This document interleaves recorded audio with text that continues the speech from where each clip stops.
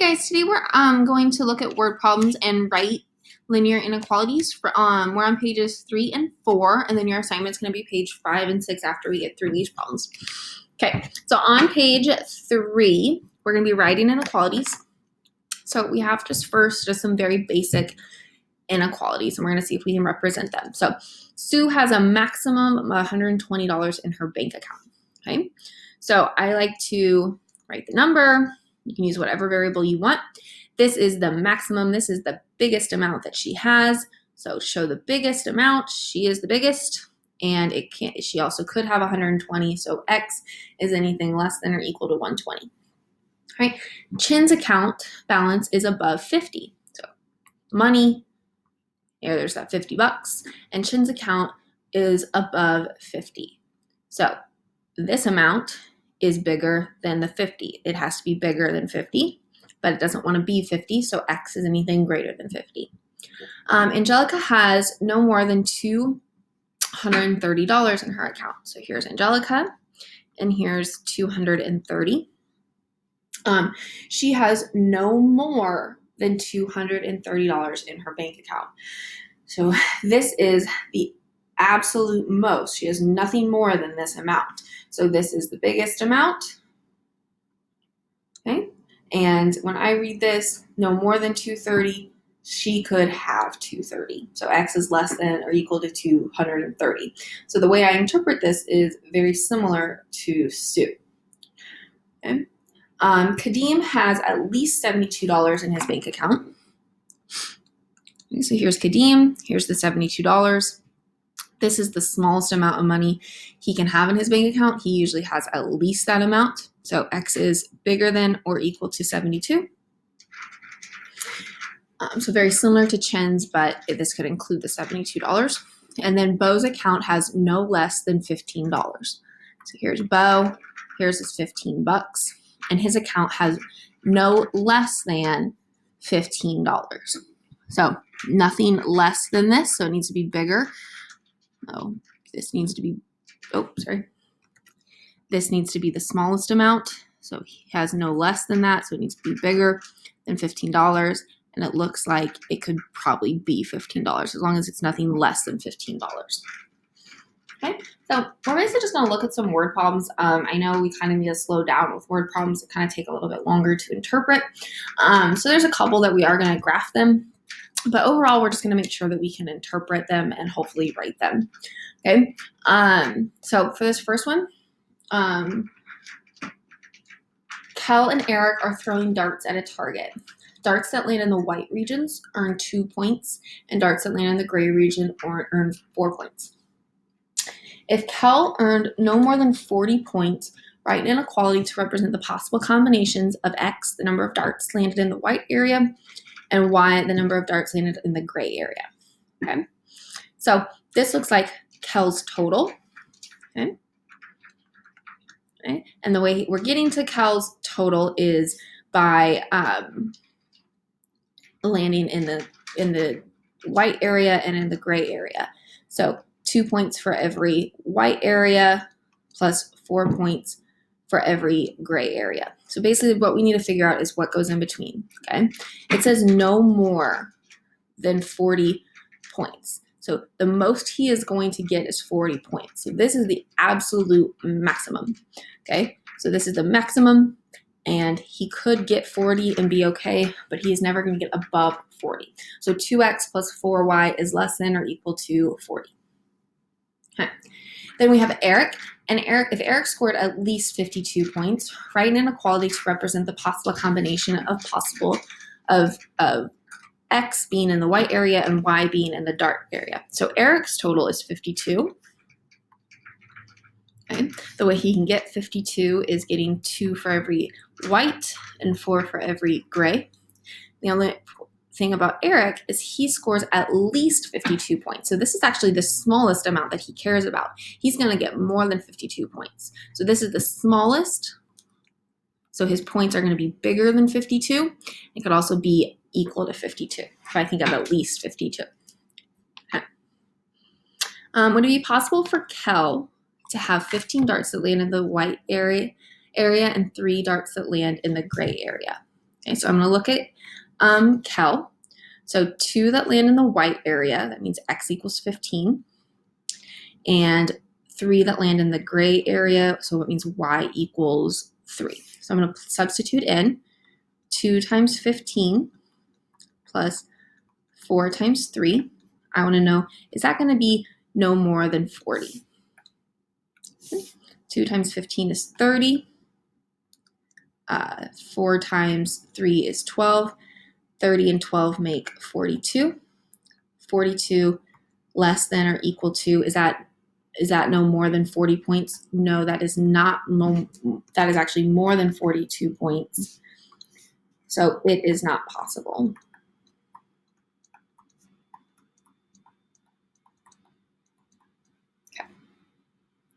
Leon has a jar full of dimes and quarters. The total value of the coins is at least $30. Okay. Remember, just a fun little fact, dimes have a value of 10 cents. So make sure we're writing that 10 cents. And quarters have a value of 25 cents. Okay. Write inequalities to represent the possible combinations of x, the number of quarters, and y, the number of dimes. So x is the number of quarters. So the value of the quarters, 25 cents for every quarter, plus, 10 cents for every dime, needs to be at least $30. So at least, this needs to be at least 30. So it needs to be bigger than 30 or equal to 30, and that's totally fine. Okay. Is it possible for Leon to have 100 quarters and 50 dimes? So x is being represented by quarters, so x will be 100. Y is being represented by dimes, so y is 50. So I'm going to substitute in those values. 25 cents, 100 quarters, and 50 dimes. Is that greater than or equal to 30? So I'm going to multiply and then add those together. So 100 quarters would be 25 bucks. 50 dimes would be $5. 25 and 5 make 30. Is $30 at least $30? Well, yes, it is possible. That is the absolute one combination that would get you the minimum amount that he wanted. Okay. If Leon has a total of 90 quarters in the jar, write an inequality to represent the possible number of dimes that are in the jar. Okay, so here's 90, and that's for sure he has 90 quarters. So that means that x equals 90. Okay, so I'm going to substitute in 90. Okay.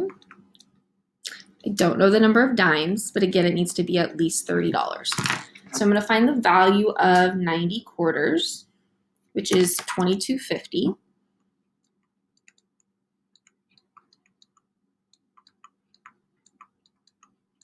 Okay. Then I'm going to take $22.50 away from $30,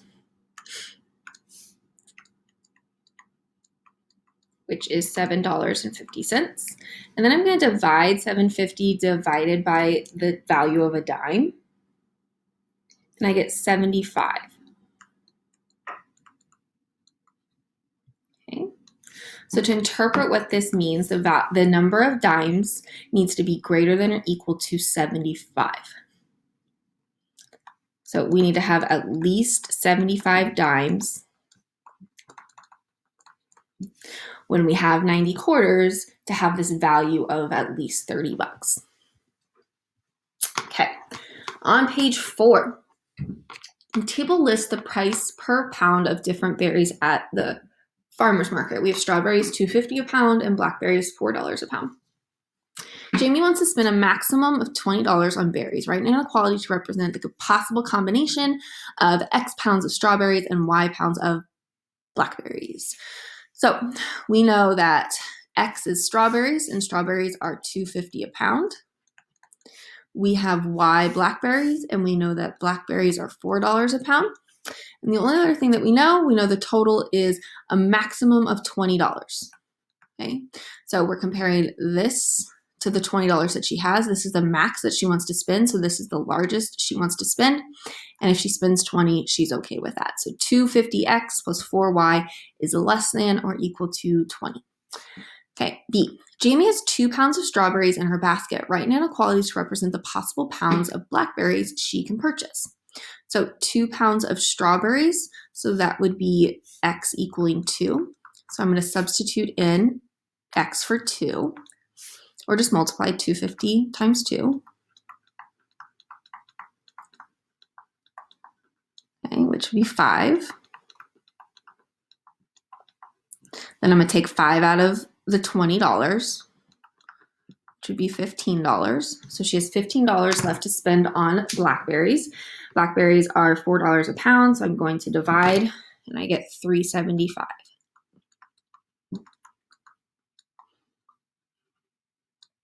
Okay, so she can spend, she can buy, I need to stop clicking on that.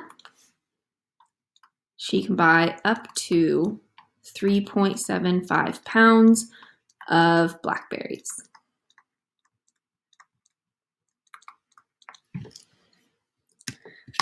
All right. A local restaurant has drive-through and dine-in options. In the last hour, the restaurant served no more than 70 customers. All right.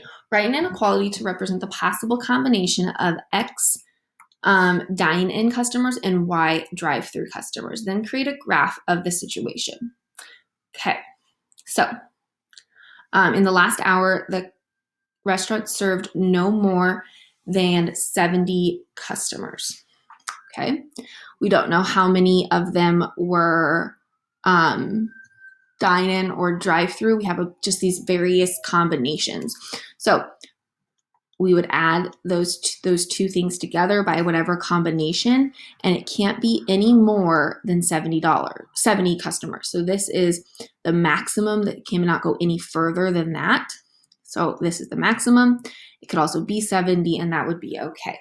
So X plus Y, which would be dine-in plus drive-through customers, is less than or equal to 70. Then it says to create a graph. I like to put labels. So X is dine-in, and Y is drive-through. All right, to graph this, I'm going to move the X over. Whoopsie.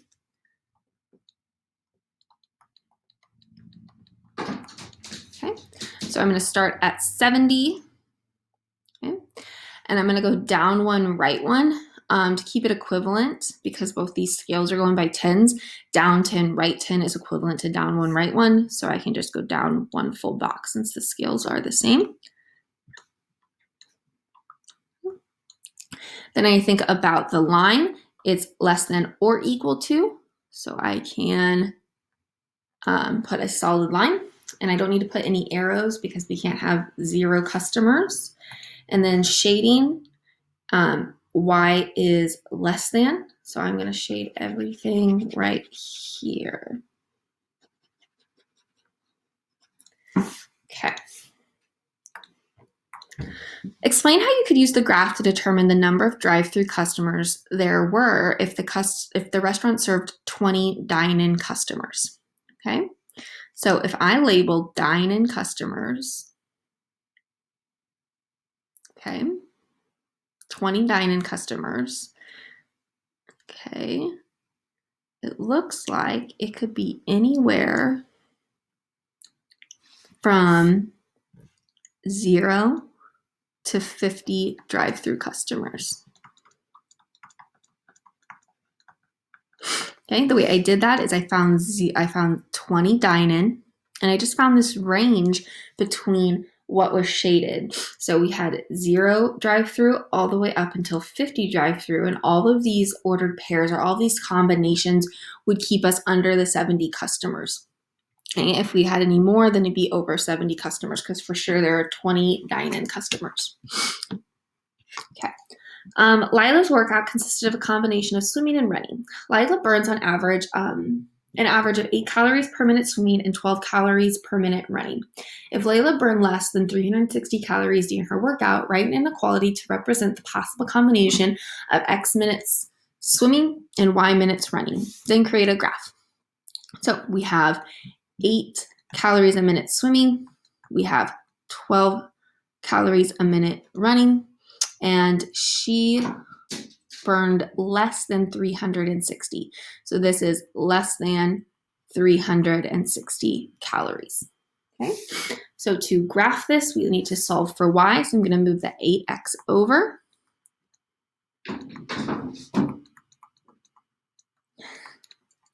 Okay, then I'm going to divide by 12.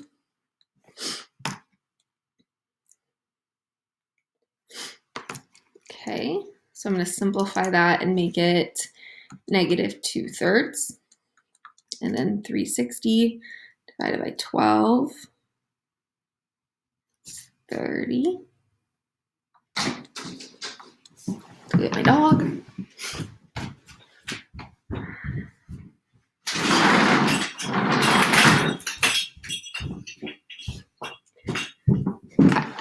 So to graph this possible situation, we're going to start at 30.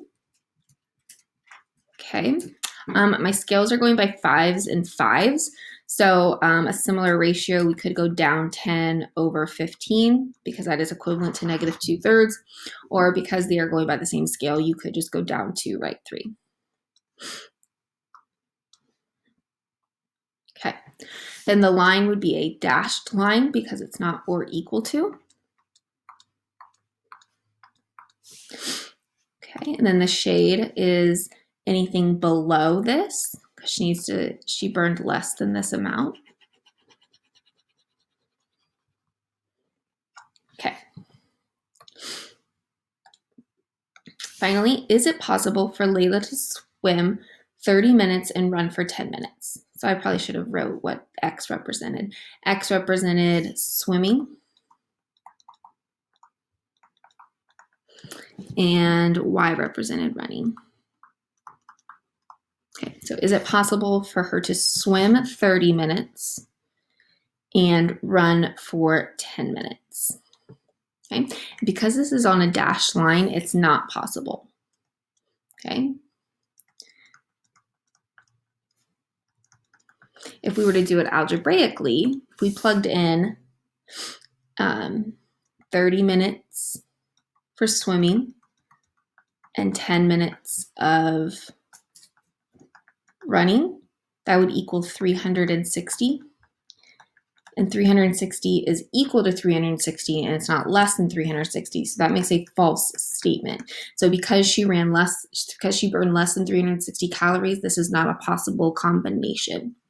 Okay. So for today's practice, it's to try pages, just page 5. All right, see you guys later.